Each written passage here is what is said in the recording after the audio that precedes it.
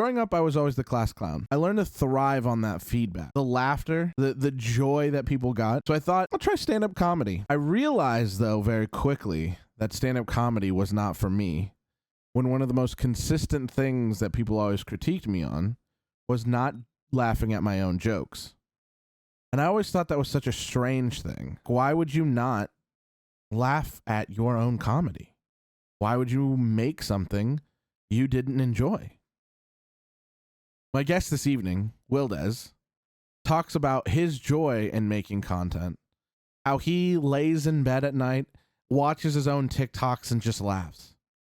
And I think that's one of the best ways to stay motivated when becoming a content creator is making content you enjoy. Because if you enjoy it, other people will enjoy it too. What's up, chat? PartPanda here.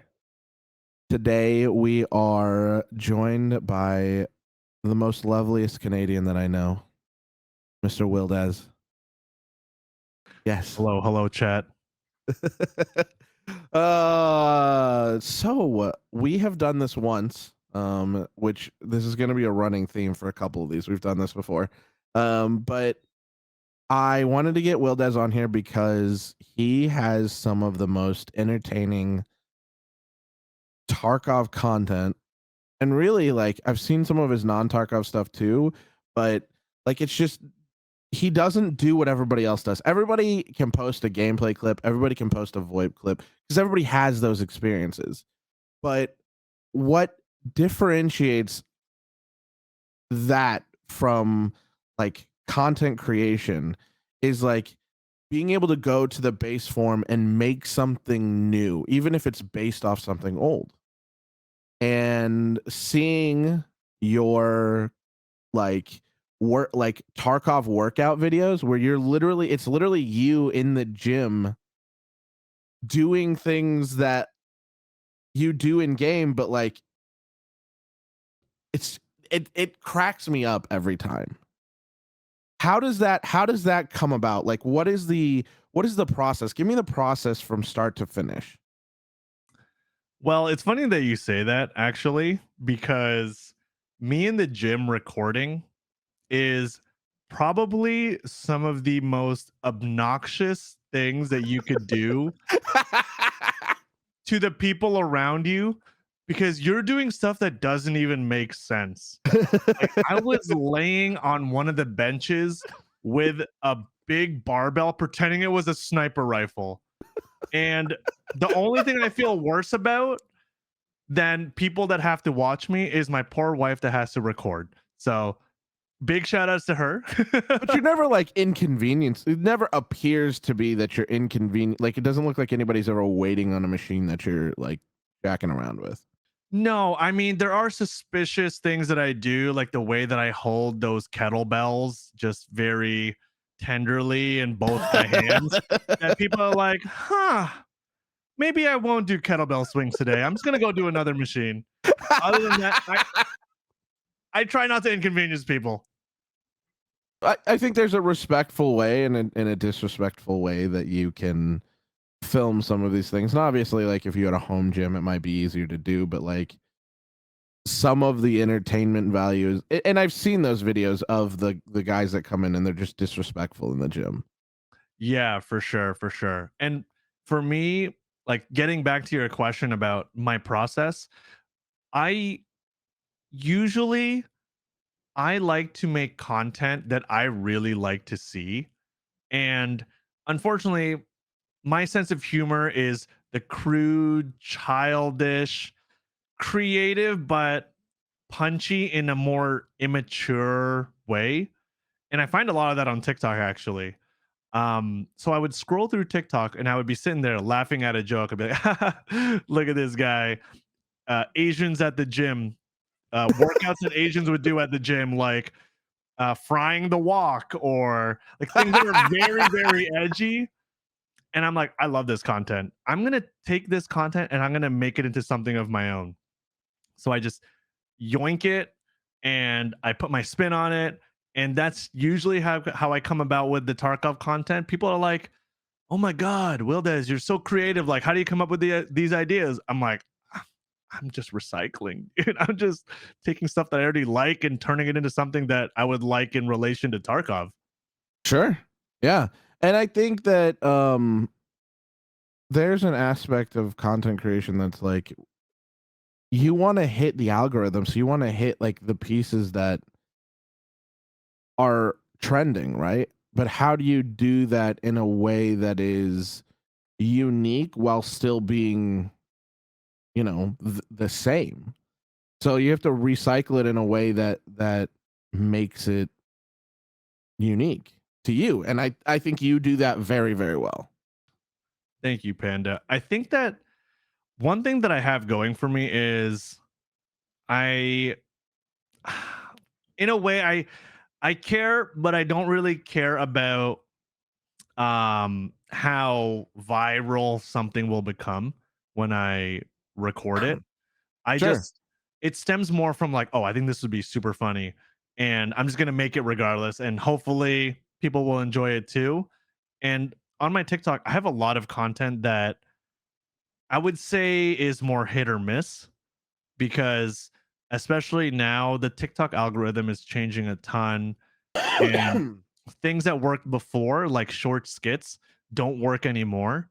So unfortunately, I have to kind of change my game plan a little bit, but in general, if I find a skit that I think is pretty funny, I'll make it anyways just for my own entertainment. I'm the type of dude to watch my TikToks and just scroll and be like Laugh at that's a good yourself. one. Yeah, you got to be your biggest fan. You got to be your Yeah, biggest fan. I like that.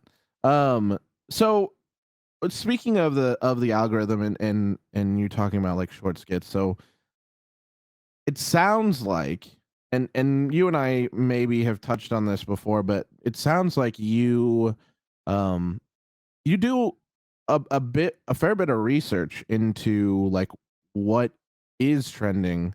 And I think there are some content creators who don't really know how to get started there. Like how did you kind of start that process? There's a lot of things that you do that are through trial and error. And I think that you just have to be fully open to trying new things and also changing up your content and putting different types of content out there because you never know what's going to be popular, right? I Yeah. had a build video that I made, and right in between I put a little snippet of me like kissing the screen just because I thought it would be funny and it would be jarring for somebody. And I didn't know how popular it would be. And it got really popular that I almost made like a series out of it. Now things got a little more suspect and more suspect, so I had to kind of reel it back. Got a But little too aggressive. it got a little too aggressive, I was like sitting on the camera, you got full view of everything. And I thought it was really funny, but like, how do I one up this, right? But Without getting TOS. without getting TOS, without compromising my future. But I think there's a lot of things that you learn.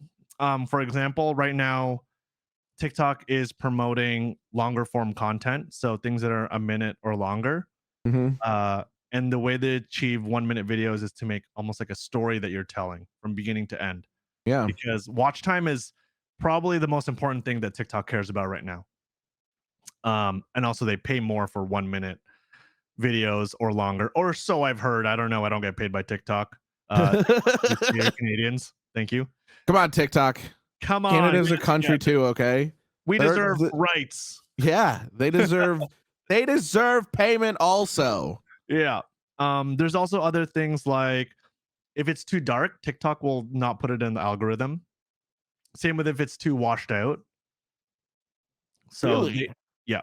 So they know if it's a nighttime TikTok, it needs to be brightened up enough that you can see everything that's going on inside.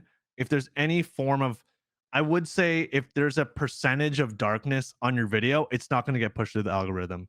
And I've seen it tons of times. Really? Yeah. So you kind of get an idea as you keep making content, as you keep making content that's different from each other, you'll notice trends on what gets popular and what doesn't get popular. and then you kind of have like a general idea of what to do to make more popular videos.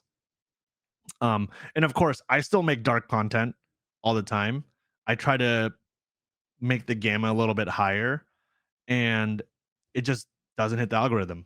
So, I was trying to like as you were saying that, I was trying to think back of like what my TikTok experience has been over the past week, and you're right. Like almost every one of my videos is either like daytime outdoors or like well lit room or that's interesting. It's not a dot I would have connected.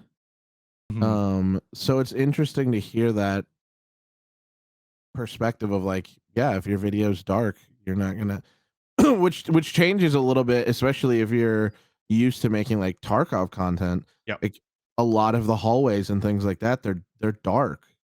So you got to yep, figure out how to fix that or lighten it up or exactly. interesting. It's really interesting that you say that, because that approach is the reason why in Tarkov I do certain things and I don't play certain maps, because in anticipation of editing content, nighttime raids, for example, I don't do those. I it's a very, for people that play Tarkov, it can be very successful for them, but in terms of creating content, if you're scrolling through TikTok, you almost never see a night raid video on TikTok. I don't think I've ever seen one like, which is funny because like I'm sure there's really funny ones that involve the Mhm. cultists or but I don't think I've seen. I think the last one I saw was probably like, gosh, when Rock Mom was still going by Rock Mom and she did like a nighttime raid with cultists, and that was ages ago. Exactly. So a lot of the time when you stream or you're making content, these are some of the things that you have to keep in the back of your mind. Like, how is this going to look or play out? And people ask me, "Oh, Will, does like, why don't you want to play in like groups?"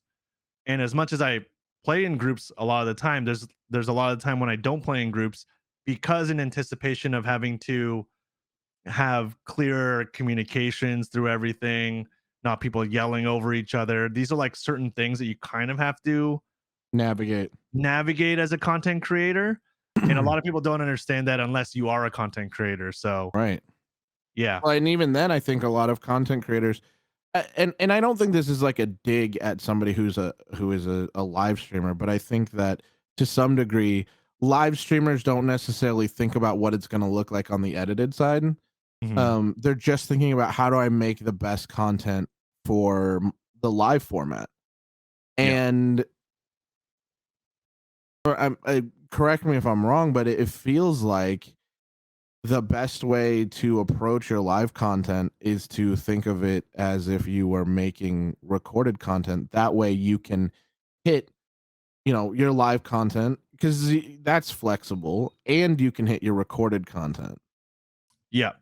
Definitely. If this was maybe 10 years ago, then all that mattered was how long you streamed and the connections that you had. Nowadays, you still need those connections, but it's not about how long you stream anymore. If I had any recommendation for somebody, start off with short form content, because it's easier in a way, because it's very concentrated to a certain context or scenario.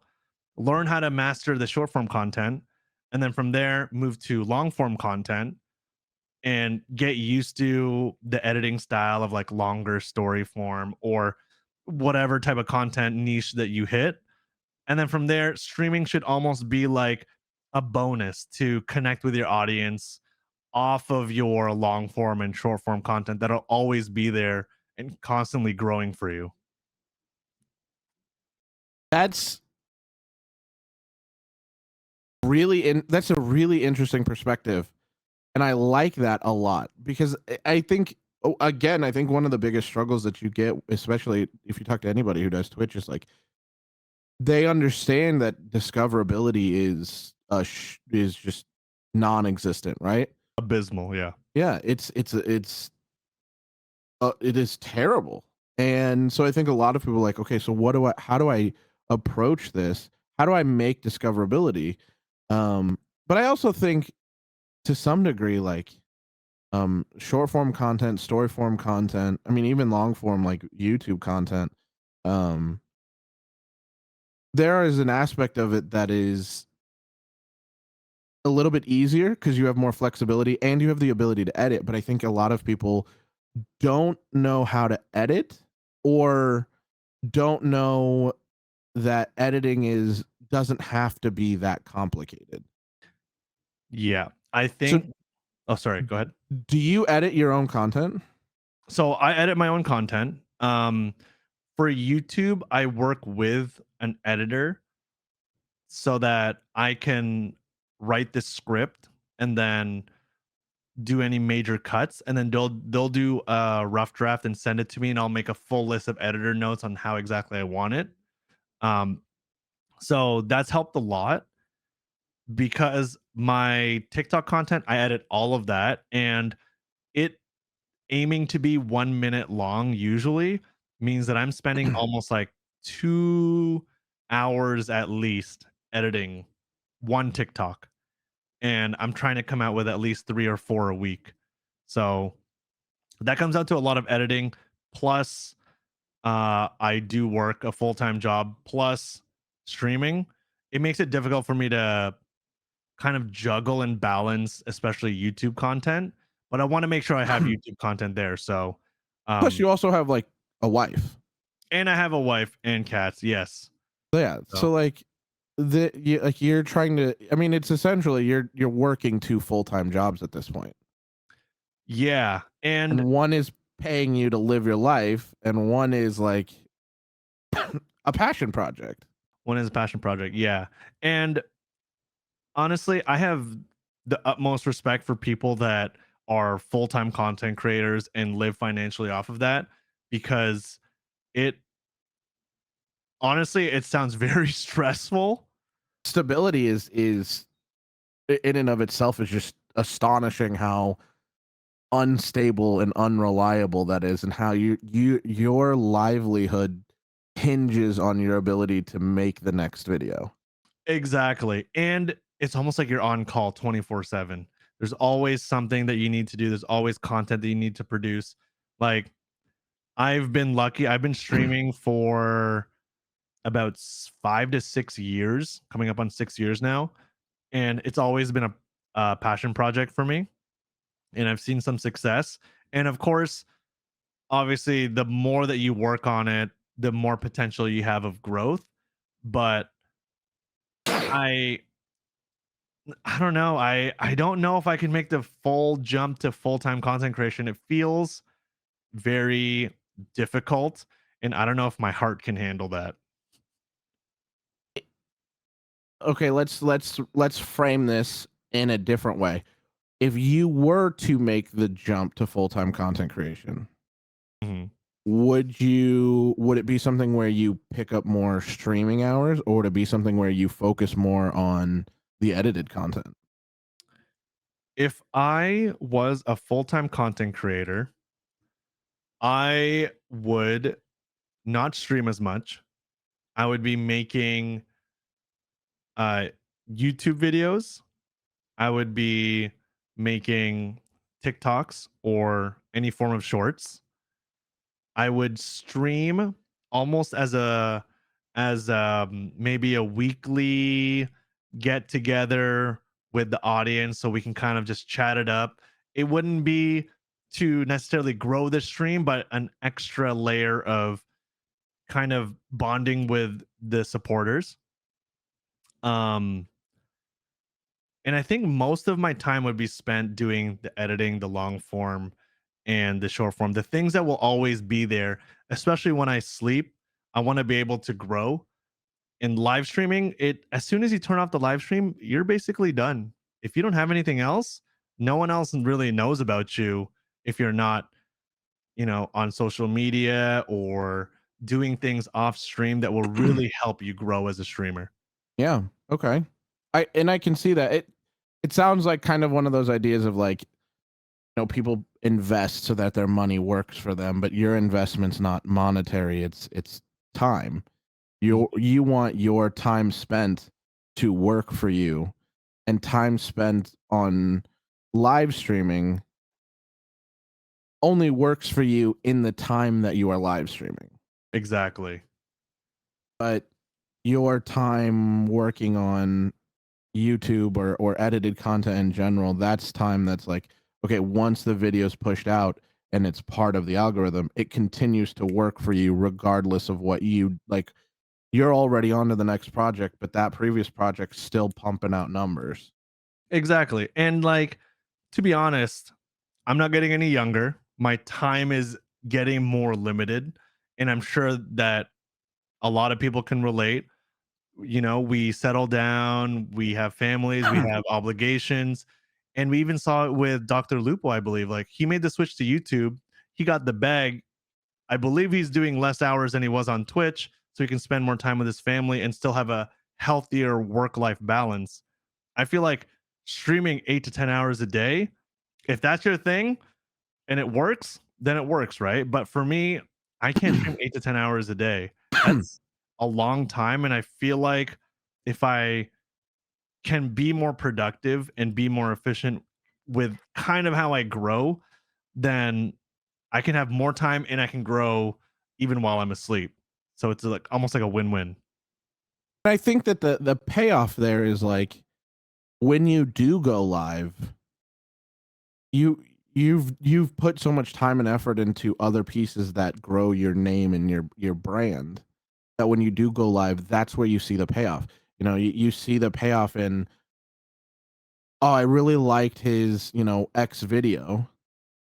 I'm gonna check out his live stream. And I think that especially with the initial onset of, excuse me, TikTok, I think a lot of creators saw a really good turnaround. I would the one that really springs to mind for me is Mr. Gibbon. Mhm. Like I started seeing his TikToks constantly. And then I started like he'd started popping up in like the suggested, channels, and it was like every day his audience was a little bit bigger and a little bit bigger and a little bit bigger. Mhm. And so I think that like the this perspective that you're presenting of like don't spend so much time live streaming because the the environment has changed. Yeah. It has evolved and the time spent streaming no longer has the same ROI that the time that it used to. Yeah, definitely. If you stream like 6 hours a day, 5 days a week, I would definitely recommend cutting down those, either take off a day, reduce the number of hours, and take the same amount of time you would have spent streaming anyways, and just make content out of it. You're already streaming, you're already recording, you have it all there. If you stream with that kind of mindset that streaming is kind of your recording session, then you've already done most of the work. You just have to get the content there and like frame it in a way that it's easier for you to edit. So usually that's why I do a lot of Tarkov like VoIP interactions. Just like Mr. Gibbon, he does a lot of interactions on DayZ or Tarkov or whatever, and that worked out really well for him because people love watching a storyline. Right. People love Yeah. watching you meeting somebody, you know, is it going to turn out good? Is it going to turn out bad? Are you going to get out together? Are you going to fight each other? Like what's going to go on? And that's kind of the way that you can take streaming and turn it into something that you'll be able to use more than just during the stream time. It's really interesting that you said reframe your live streams as recording time. Because I think a lot of people are like, well, I don't have time to live stream and edit and then also record, edited content. And I think that if you approach your live stream as if it is going to inevitably become edited content, there, like, I would say that you have successfully shown that that can be done in a way that is still entertaining live, but allows you that freedom of using it as edited content. Yeah, for sure. And also like the audience could benefit from that as well. If you are on, let's say, because you're in your recording mood, you're not just going to sit back and be kind of complacent and just stream because it's chill and things like that. Like, if you want to wind down, obviously you can stream. But if you're looking to grow your stream and find more ways to use that in other places like YouTube, TikTok, then you should record it. Like, I never record off stream. I only do and edit the content that I've already live streamed. So I just pull the VOD, I just get the clips, and I only use that content because I don't really have time to re-record or make offline content, turn on the camera for like a recording. But if it's already there and in my mind I already have an idea of what I want to do, I just click my Stream Deck highlighter button and it just pops it into my VOD so I know to look back at it after. And then that way I'm kind of killing two birds with one stone. So you said your Stream Deck highlighter button. What are some other tools that you use to kind of streamline the getting the footage from where it's at to the final product? Um well, I have the highlight button and I also have just a clip button. So that does help me quite a bit. To be honest with you, most of my Stream Deck stuff is other scenes like my end raid videos, my welcome raiders videos, the little skits that I have on my Yeah, your stream. little commercials and stuff. Yeah, the little commercials, because those commercials actually help me a lot because I always go to the bathroom during the commercials. I sprint over there and I get 1 minute break, just get up and move around, and I can come back, and everyone loves it. But little do they know, I'm using that time to kind of reset and get ready for the next raid. I like that. You're building in time for yourself to not have to be on, as you say. Yeah, I think that nowadays the attention span of people has gotten a lot smaller. Sure. And I even read somewhere that the average attention span is about 7 seconds long. And if nothing happens within 7 seconds, somebody can do something else or get distracted or think about something else, which makes it kind of difficult for long form content.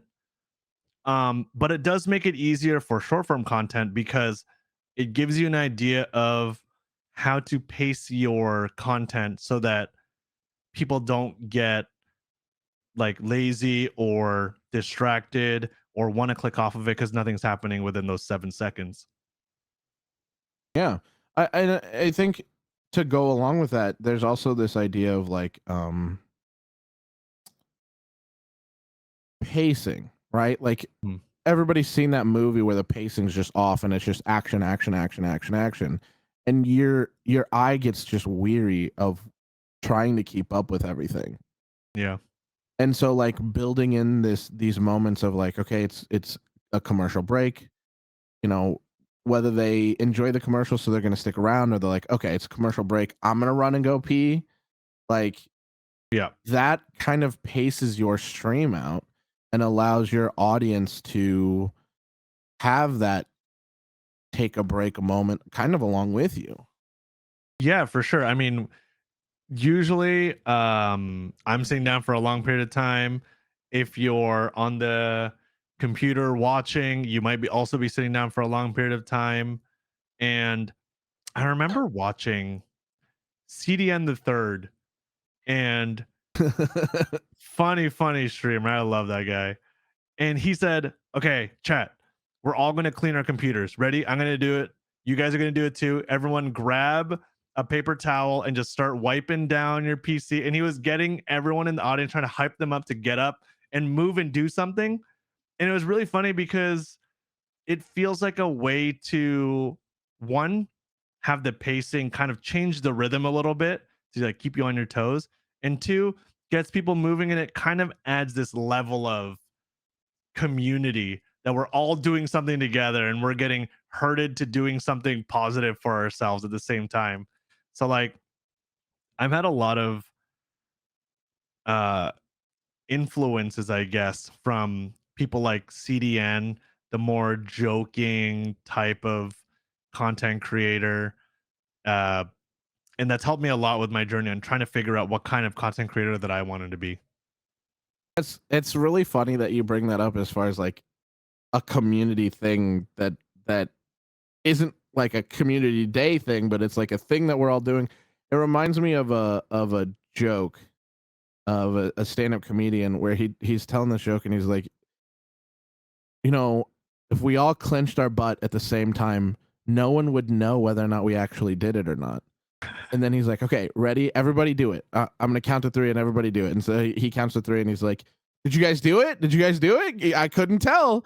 And so like, it's one of those things where it's like, you get to be a part of something, even if it's just goofy. Exactly. It's like a camaraderie. Like it brought us closer together because we all clenched our butt cheeks, Right. right? And So so, yeah, I mean, I think that that's, I've never, I will be honest, throughout this entire podcast, you have brought so many things to my attention that I've just never thought of before. yeah, for sure. I mean, like, I think that there's a certain way to look at content, and a lot of people will say like, "Oh, I want to build like a good community and things like that." But it's also really hard to build a community that's very tight knit, and obviously the larger you grow, the more difficult it is. But there are small things like doing like a little cleanup together, or everyone getting up and stretching at the same time, like things like that that may seem a little goofy or cringy, but if you can get someone to get up and move around and things like that, then I feel like that's success. It's different, I think Y- you got to be different, especially yeah. nowadays. Well, I mean, yeah, I mean, the idea of like, I want to build a community, everybody says that, right? Like, Yeah, everybody on Twitch wants to build a community. That's what they're there for. yeah, So I think the how is your differentiator, right? How do I accomplish this? Um, exactly. what is it that you see as being Wildez's next step? What is it that you want to do to continue to evolve your content? Because obviously, you said I'm not getting any younger. Although, I mean, Tactical Grandma there's Toast Rack. There's all kinds of There people you on go. there Yeah. that are older than you that are still making it work. So like, what is it? Here's the thing: is like, I don't see you ever not doing something where you're in front of the camera or in front of an audience. Well, funny you say that. Um, Before I made any TikToks or streamed, I actually made a lot of videos and I was pretty active on YouTube as a hip hop dancer. So I used to make hip hop dance videos. Do you have a Was favorite dance? I used to be a sea walker. Okay. And So I know what that is. I've never successfully sea walked, but I know what that is. yeah, I used to do it all the time. When I was first learning, it was through YouTube. YouTube, it was in its infancy. I believe 2006 is when I started making videos. And I was watching a YouTube video. I would be in the garage trying to step, looking like I was just tripping over my own feet. My mom walks out into the garage and says, "Oh, I wish our family had some dancing genetics in us." And I'm like, "Thanks, mom. Thank you." Hey, at least she's saying like nobody can dance. She's not like, wow, you're the only one who didn't learn how to dance. Yeah, that makes it even worse. So I've been making videos for a really long time. Like I don't know. There's something that about making videos and being creative and sharing kind of the humor that I have with other people that really drives me to just keep making content. And as far as my next steps, I want to age gracefully. I don't want to be somebody that's trying to fit in with a type of content or niche that I'm not really driven by. Sure. And I feel like I don't want to have a dig at people that metal detect, but it's a recent hobby that I'm really getting into. So I got a bunch of equipment and I've done a couple live streams to test it out. And I want to start making TikTok and YouTube content. And in my personal opinion, on YouTube, all the metal detectors I've found fit a very specific type of criteria. And I'm just going to leave it at that. That is the kindest way you could have said that. They fit a bell curve.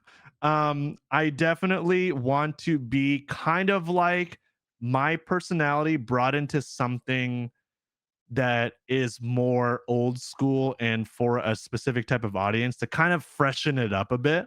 Yeah. And you know, I want to be like the millennial treasure hunter.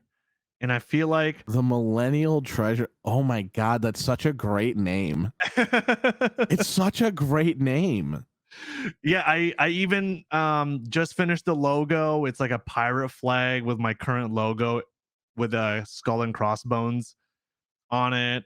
And I'm gonna be walking around with a bucket hat and my metal detector, and I want to make really good style content that fits more with like the millennial slash Gen Z flow of content. And whether This is what I'm picturing. uh-huh. Ace Ventura with a metal detector. Exactly. That's exactly what I'm going for. And it's going to be definitely different than what you're used to. Sure. But that's what's driving me. I don't know. I feel like video games is tough. It's a tough sphere to be in. It is a tough sphere to be in. And I think it's like there's like well, first of all, I think what your transit or picking up metal detecting, I don't know if you're fully transitioning over to that or if it's like a, however you decide to do that. But I mean, look at Pestily, right? He full-time Tarkov streamer. Now he's doing like a bucket list to hit the highest peaks in a bunch of different countries. Mm. And like he hasn't been on Tarkov in forever, but he's still out making like the YouTube videos are amazing of him and these guys just going to these towns and these out of the way places and just wanting to like scale these peaks before, to check it off a bucket list. So I think that I think that that's you're gonna see a lot more people moving in that direction. I think that IRL is king in terms of content because it's almost like it is the life that we can't live. You get to live And vicariously through other people. we get to live vicariously through other people. Like if I'm metal detecting, we are metal detecting, Right. Well, We're gonna and like find that treasure. maybe I'm not as enthusiastic about metal detecting as you are, Mhm. but like I'm not a diver, right? But I watch this guy dive and he talks like he creates like a whole storyline of like this is what we did diving today. And there's another guy on TikTok that does like he's like a young professional and he's like a day in the life of like a 30-year-old whatever. And he just lays out his day but he does it in a way that is so engaging that you like even if like I'm never going to be as organized as he is, but watching his day and the organization that he has is just fascinating. Yeah, it's like intoxicating to Yeah. watch someone live a life that is way more organized. Definitely more difficult for me to live because I ain't getting up at 6 in the morning. To You can go count work me out, out. to go work out. I'm not Yeah, doing that. You're out of your mind. ain't no way. You can keep doing that on TikTok. I'm staying in bed. So I'm gonna like watch it on TikTok. exactly. And I'm like you too.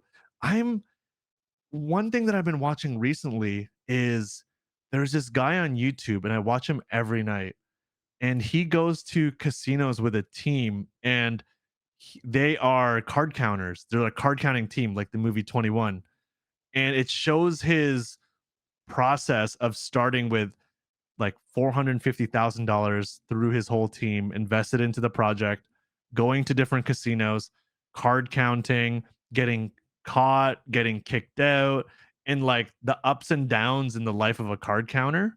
I have seen I think I've seen this guy because he taught like at one point he gets caught and he kind of talks about like the comparison of like what it was like to get caught at this casino versus this casino and how nice they were versus Yeah. like they're just kicking me out type of thing. I think that got pushed to all of our algorithms, and I just clicked on it and I was hooked. And that got me away from my survival YouTube video binging, because that's a whole nother thing. Watching people surviving in sub-zero temperatures or stealth camping behind a sign overnight. I don't know what it is about these types of videos, but I always am fascinated by people that are living such on the edge and filming it, that Yeah, because I know I'm never gonna do that. So I'm just right, curious to sure. see what it's like. I think there's also like an aspect of it is like you get to try a bunch of things without actually having to invest in a bunch of things. You get to try to be a card counter. Like you're sitting there, you're watching him do these things, you're listening to him talk, and you're like trying to keep up, and you're like, okay, like I could do this, and then you're like, Yep. no, I can't do this. Yep. Oh, I get stranded on an island. I know how to make a bow drill. Right? I watched this guy. I watched this guy make a bow drill like 6 times. I think I could do it. Yeah, Then no, the you're first thing I'm doing is I'm crapping my pants and I'm crying, and I'm gonna scream for help even though no one's around me. That's all I'm doing. listen. I'm gonna try to find a volleyball and put my hand on it. So that's about the extent of what I know about surviving on an island is Wilson and handprints. So There you go. There you go. We got it. I think I think what I want to know most is we kind of talked about who you are and where you're going. I think the thing that I want to know most before we close out is how did you get here? Um, well, you asked me to be on your podcast, so I kind All right, fair. That's fair. That's an answer.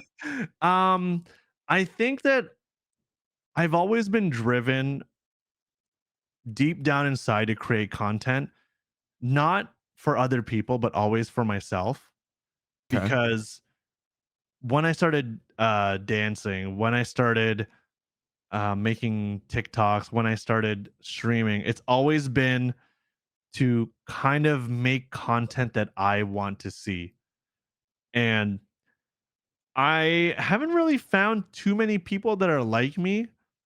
Maybe that's a good thing, because I don't know if the world's ready for two Wildez's, but I've taken the things that I love the most around me in terms of comedy, like I said, Ace Ventura, Jim Carrey has been a huge influence over my type of content. We've had streamers like Tim the Tap Man. We've had CDN the Third. We've had people that really mold the way that I am, and I kind of use that to push me forward in a better way. And I I make content that I want to make. So unfortunately, that means that if I don't like making the content, I'm not going to do it anymore. So I played a bunch of games. As soon as I kind of got bored of the game, I kind of just left, which isn't really the smartest decision, but for my own mental health and for my own drive, it was the right decision. Yeah. And the same things with Tarkov too. I love Tarkov to death. It is amazing. I've met so many amazing people. The community, for the most part, is good. And I think that when I finally find my peace with Tarkov and move on to something different, I think that that's going to be okay. Um, I don't need to be the biggest streamer. or the most talked about or whatever to feel like I've been successful, because I feel like I've been successful my whole journey and I'm doing it right now because I love it. And honestly, I've talked with my wife about this. She's like, I don't think you're ever going to stop making content, because regardless, there's always something that's going to drive me to keep making more and interest me. I'm on her side on this one, not just because she's your wife and she's right, but like you I mean just the way you talk about content, not just in like your analytical like understanding of algorithms, but then like even understanding the algorithm, sometimes you're like, I'll just push a video. I know it's not going to do well, but it's something that I like. Mhm. And I think that that is what differentiates people in this field of like, are you in it for the fame and fortune? Are you in it for the love of the game? Yep. And you definitely fall on the love of the game side of this. I mean, your passion to understand the algorithm and then say, I still want to make this even if it doesn't fit the algorithm. Like that's that experimental, like it makes me laugh and that's what matters. Thought Yeah. process. And I think you're Exactly. 100% right. There's not a lot of people who are like you, which makes you kind of this rare millennial treasure hunter.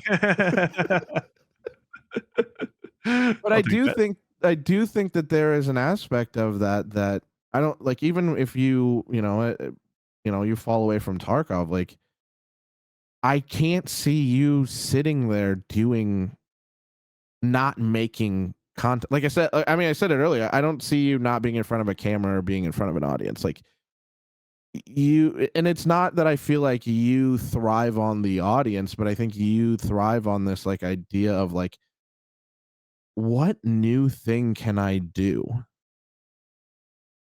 Um, so as we kind of wrap up, I have a few more like quick questions. Yeah, go for it. Um, so the first one is, were you the class clown Um, growing up? Were you the class clown? I would say sort of, Okay. because people would laugh with me and people would laugh at me. I remember distinctly, being an Asian Filipino immigrant coming to Canada. I didn't have the greatest grasp of English and the nuances of reading. And I would say a word like salmon, like salmon, because it made sense to me. Right. And Well, people because would, the yeah, English language is dumb like that. because it doesn't make sense. Yeah. Exactly. Uh, so the whole class was laughing at me, and I kind of just took it and spun it into me laughing at myself too, and embracing that kind of embarrassment. And I think that the self-deprecating humor is like my brand of humor that I like Sure. to do.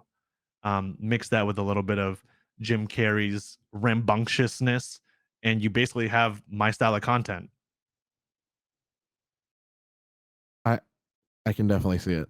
I can definitely see. I can see the influences of like Jim Carrey and Robin Williams and like those comedians that really played to that um what I consider to be nostalgia humor now, because like that's the humor that I grew up with, but like that kind of like character driven humor. Yeah, it's almost like a caricature of a person. Yeah. Cuz they take what a normal person, like a normal person's reaction, and they like jack it up to 11. Yeah, yeah. And that's why I can't stream for a very long time. I get exhausted very easily with the type of energy that I try to put out. Mhm. And I could definitely see it as off-putting or aggressive to some people's senses, like the overstimulation of all the sounds and scenes that I use.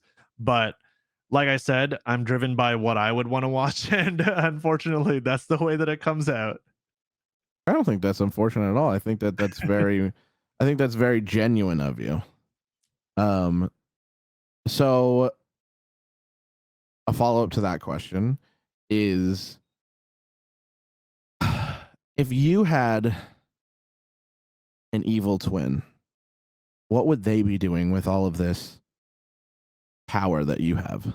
I had an evil twin. Oh, I know exactly what they would be doing because that's what my chat wants me to do all the time.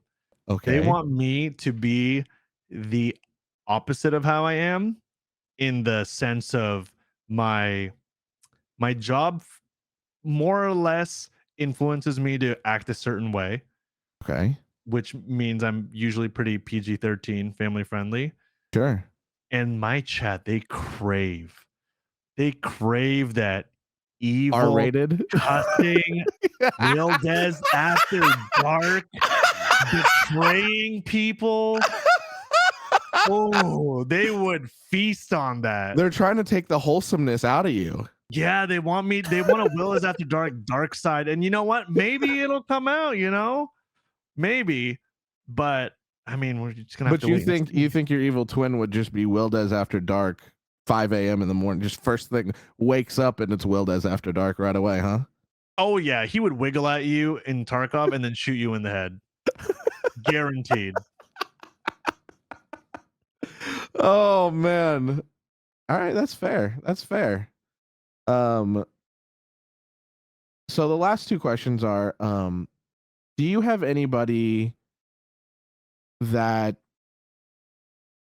who would you recognize as like your biggest supporter or multiple people? Like who are the ones that really when you are unsure kind of are that pillar for you to lean on?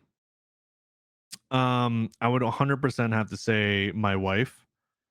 Because she has seen me from the highest of highs, getting raided by Battlestate Games, getting drops, um, to the lowest of lows when I just have a horrible day and I just don't know what to do and I'm contemplating, stopping streaming and moving on to other things.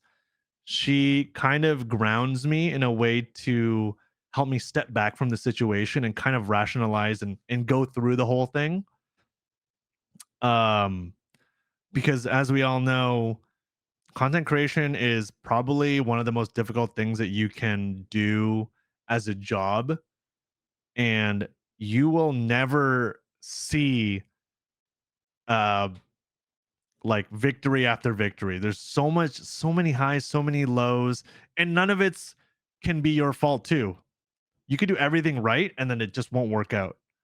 And there's a lot of things that really affect me, especially when it's a loss after a loss after a loss and I'm down in the dumps. She kind of helps me get through it. And I mean, I've done it. I've done this for 6 years and I still go through it. Some days Twitch is bugging out. Tarkov is Tarkov. Uh like things like even right now, my ear cups, how it's giving me a headache because it's so like tight on my head. Like things like that, they compound and I'm just like, I don't know if I could do it. Like today's not my day. And she'll be like, here, have some spaghetti.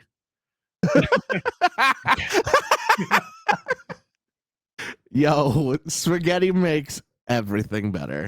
When you can end the stream and there's hot food waiting for you and someone to just listen to you vent, that's all you really need, It really Yeah. gets you grounded and recalibrated and hopefully refreshed to move past whatever happened. Okay. I really like that. The last question I have is do you have any shout outs you'd like to give? Any special people you'd like to recognize that are maybe in your community or, have been a part of your journey that just want to give them a shout out?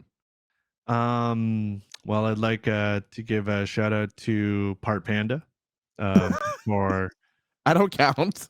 giving me a platform to kind of talk about myself. Yeah. and talk about my journey and really provide me with like an introspective way of looking at how far I've come. So that does help me out a lot too, like verbalizing it. And I think more people should do that. More people should, especially if they're on their lows, look at all the good things that have come from how far they've come as well. Yeah. Um, Big shout outs to the community that I have grown, and especially my mods for bullying me every day. And You deserve it. they're doing exactly what they need to do to keep me on my toes. Um, I've had people who have been sub to me. I had someone named Ash who has subbed to me for 56 months Holy shit. through almost like all the multiple games that I played over the years. That's a lot of years. Yeah. Yeah, and I have a few of them like that. So William Suki, I think he's 53 months. The wife who's been subbing to me against her will. So big shout outs to them as well. And the Tarkov community, I think that I definitely grew a lot and learned a lot through the Tarkov community, and all the people that I've had a chance to play with, all the people that I've chance to interact with. Um, every time I switch a game or I move on to something new, I take something that I've learned from then and the people that I've met, and I grow from it. So I think that every piece of the past is a chapter that sets me up for the next chapter. So I'm very, very, very grateful for everyone that I've met and the people that I'm going to meet. I'm very excited for. Awesome. Awesome. Any upcoming events that you want to talk about? Well, I do have a merch drop coming soon. You have a date picked that we I can don't have a share? date picked Okay. because I'm gonna align it with probably my first metal detecting video. Okay. So be on the lookout for that. I'm probably gonna find $1 million in gold treasure, so you don't want to miss it. Oh, okay. Set himself big for the first one. Yeah, so you don't want to miss that. And we're coming out with some nice bucket hats, dad hats, all related to treasure hunting. My Just chat kind of told, going along with that logo that you talked about with like the skull and crossbones and yeah, that's exactly what it is. And my chat told me that I should have a catchphrase like "show me the booty," but I do not want to get arrested in public for screaming that. We're Oh not gonna have God. that, but All right. That's fair. That's fair. be on Okay. the lookout for that. Probably in August, we're going to come out with our first video, and I'm very, very, very excited for it. And it's refueling and reigniting my content creation as of right now. That's really exciting. I love to hear the passion in your voice. Where can people find you? They can find me on Twitch, twitch.tv/Wildez. Right now I'm on summer schedule, so I'm live 4 days a week, and I'm spending a day doing editing, and I cut one day out. I used to do 5, but I cut one day out so I could do editing and treasure hunting 6 in the morning because apparently I need to wake up that early to catch all the good loot. Don't be getting into Twitter, those common drops. I can't stand when people just get yeah, common drops. no way. I'm looking for those legendaries. Um, Twitter, TikTok, and YouTube, all at Wildez Official, and I'm pretty active on those. And if you find your way into my Discord, I'm always hanging around in there because I have nothing better to do than to stalk my own Discord. Okay. All right. Well, Wildez, it has been an honor and a pleasure. It is always wildly informative and a great joy to speak with you. Thank you for having me, Panda, as Of course. always. Of course. Well, chat, remember, you got to go out and find Wildez Official. And when he finds $1 million, be the first one in his DMs asking for $1. Okay? Exactly. Bye, chat. Thank you for listening. And we love PartPanda around here. We do. We do. Remember, as always, be good to yourself and be kind to those around you. And we'll see you next time, guys. Bye.